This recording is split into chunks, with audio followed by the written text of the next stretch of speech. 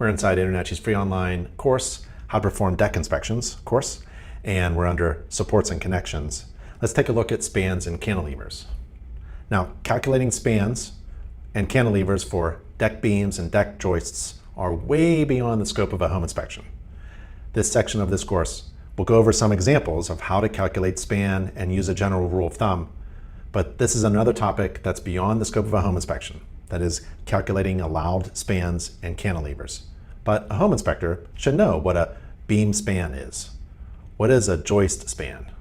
What's a calculator? And how to divide something by 4?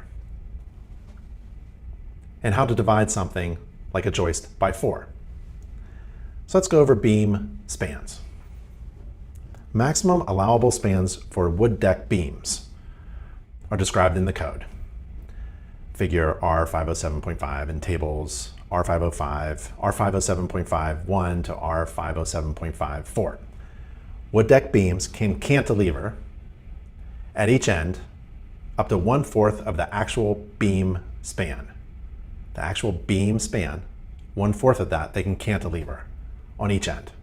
So using the code table below, let's assume that the wood is SPF, the species, spruce, pine, fir, and that the beam size, we're using two 2x10s fastened together. So we go to the column there, two 2x10s. And the effective joist span is 10 feet in length. Now we're thinking of the beam cantilever, but it's dependent upon the joist span, the effective joist span. Now, effective deck joists spans are not the same as actual. Effective is the actual joist span length multiplied by a joist span factor that's in the code. So it's really complicated, but let's simplify it just for this purpose. Let's say that the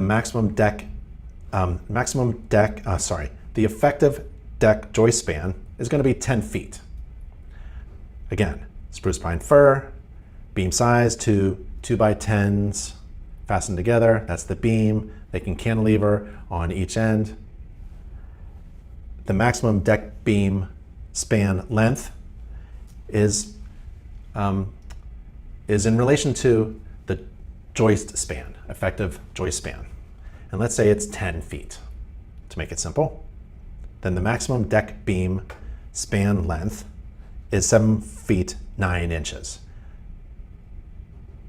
Beam plies, like the two 2x10s that we used in the table, must be fastened together with 2 rows of 10 penny. A penny is a way to measure a length of a nail, 3 inches. Minimum 16 inches on center along each edge. So that's our beam. So, we figured out the maximum deck beam span length. Maximum deck beam span length. Okay, let's figure out the cantilevers on each end. Well, that's beam span divided by 4. That's 7 feet 9 inches divided by 4. Beams are permitted to cantilever at each end up to 1/4 of the actual beam span. Here's the beam span in the middle of the post, beam span, actual beam span. This is the optional cantilever. It's cantilevered out. And this is the illustration from code. Cantilevers are always based upon the actual span of the beam or the joist. The illustration below is from the 2021 IRC. It's a flush beam, a dropped beam, flush beam, where the ends of the joists are connected to the horizontal beam resting on posts. So this is our beam here, two 2x10s fastened together. The joist, this is our, this is our, So from the illustration below, this is our beam here, 2 2x10s horizontally. The ends of the floor joists, the deck joists of the deck are attached to this beam. These are the ends of it, and these are the posts. This is the beam spans. There's optional cantilevers on each side. And this is a flush beam here. So assuming that the maximum deck beam span is 7 feet 9 inches, 7 feet 9 inches, then the beams are permitted to cantilever at each end up to 1/4 of the actual beam span, which is 7 foot 9 divided by 4, which is about 2 feet. So this is about 2 feet. This is about 2 feet for almost an 8-foot span. It's kind of like L divided by 4, right? The 1/4 the beam span, or the beam span divided by 4 rule for beam cantilevers is permitted by code. So you get this beam span from post to post divided by 4, and that's the optional cantilever at each end of the beam. The beam can cantilever out L divided by 4. Joist spans. The maximum span for wood deck joists are shown in this illustration here and in figure R507.6, and it's described in the table in the code R507.6 in the 2021 IRC. A common type of deck designed and observed by home inspectors is shown in this illustration.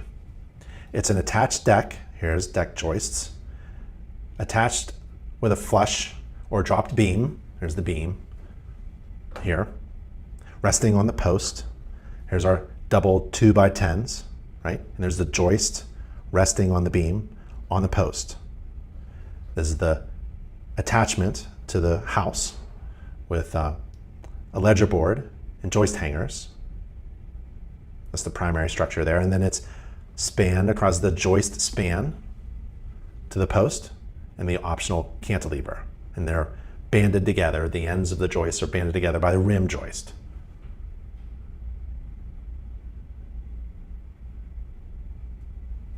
The 1/4 the joist span, or joist span divided by 4, or joist length divided by 4, for deck joist cantilevers is no longer used. So L divided by 4, or the beam span divided by 4 for beam cantilevers, that is allowed. But for joist cantilevers, we're no longer doing that divided by 4 calculation, rule of thumb. It's been replaced in the 2021 IRC code with a detailed table full of maximum allowable deck joist spans, cantilevers, and joist back spans for each common joist span. The previous codes limited the cantilever based on joist spacing as opposed to joist span, which is an error.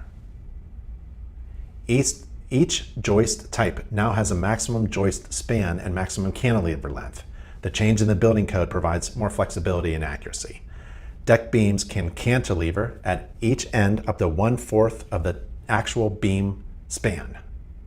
Deck beams can cantilever at each end up to 1/4 of the actual beam span. Deck joist cantilevers are calculated according to code and the table of spans and cantilevers. It's no longer L divided by 4.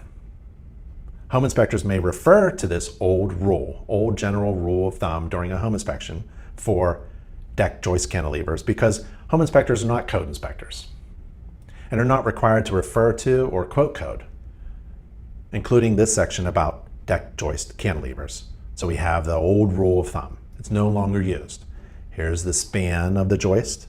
You get the span and divide by 4, and there you are. It's no longer used. There's the span divided by 4. There's the cantilever for the joist. This image here shows a cantilever deck, and the general rule of thumb is that cantilever joists should be no more than 1/4 of the joist length or the joist span, and 3 times the joist width or the nominal depth. Both conditions.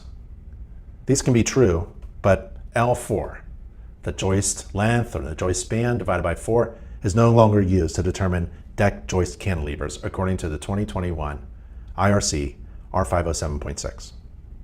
Let's take a look at that table. Here's table R507.6 in the 2021 IRC, maximum deck joist spans. In reference to this table, let's assume the deck is built with 40 PSF, pounds per square foot, live load design. It's spruce pine fir. The joist size is 2x10s. The allowable joist span here for 16 inches on center for those joists is 13 feet 7 inches. That's the allowable joist span with a spacing of 16 inches on center. Wood frame decks should be designed and built for the live load or the ground snow load that's listed in the code, whichever is greater. So code now has snow loads for decks. So let's be conservative. We have the allowable joist span of 13 feet 7 inches. Let's bring that down to something common, 12 feet at the joist back span. So if we take this number, bring it to the joist back span, round it down, the maximum cantilever is 3 feet. That's also L divided by 4. 12 feet divided by 4 is 3 feet. The general old rule of 1/4 the back span, or L divided by 4, actually works in this example. Here's a bird's eye view of a deck. So this is the ledger board. The deck joists are attached to the ledger board to the primary structure. They span out to the beam. The beam is two 2x10s fastened together. There's some posts resting fully on the post, 6x6 post on a footing. This is the span of the joist. This is the span of the beam span, and this would be L divided by 4. The optional cantilever on each end of the beam span is L divided by 4. The cantilever for the floor joist is no longer L divided by 4, length divided by 4, or span divided by 4.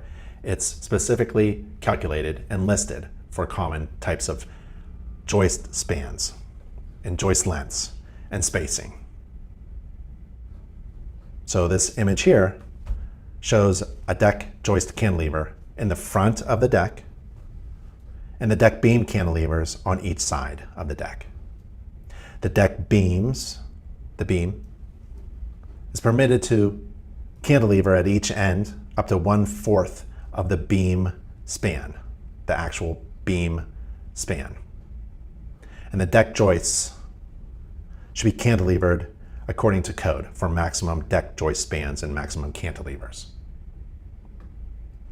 And all of that is way beyond the scope of a home inspection. But at least now we know what a beam span is, a joist span, a cantilever, and how to divide by 4 if we need to.